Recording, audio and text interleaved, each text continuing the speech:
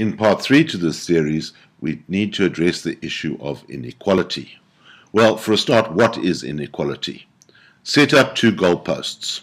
On the right-hand side, we say perfect inequality is measured at level 1, and perfect inequality is measured at level 0. That's what's called the Gini coefficient. Economists argue and argue over how the Gini coefficient should be measured. Let's leave them to that, but let's look at the overall measurement.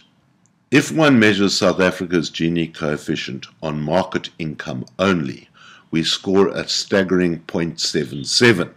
You can see that that is the highest level amongst developing countries.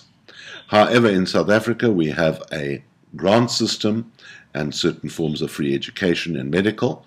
So if one takes that into account in column 4 with in-kind transfer, we have a Gini coefficient of about 0.596. Whichever way we measure it, we still have a staggering level of inequality in South Africa. The economist LEIBRAND has had a look at something in our economic history.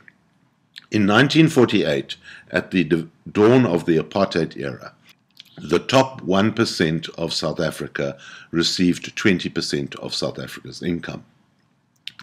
By 1994, at the dawn of the new South Africa, the top 1% received about 10% of income. By today, the top 1% are again receiving 20% of the income. Is this morally or politically sustainable? That is the big issue. In South Africa and internationally, the gap between rich and poor is increasing. The questions then become, should something be done about it? And if so, what can be done about it? I wonder if this will form part of the SONA 2016 address. But one must always remember that education is universally accepted as the remedy or panacea to inequality. And that is what the Fees Must Fall campaign is actually about.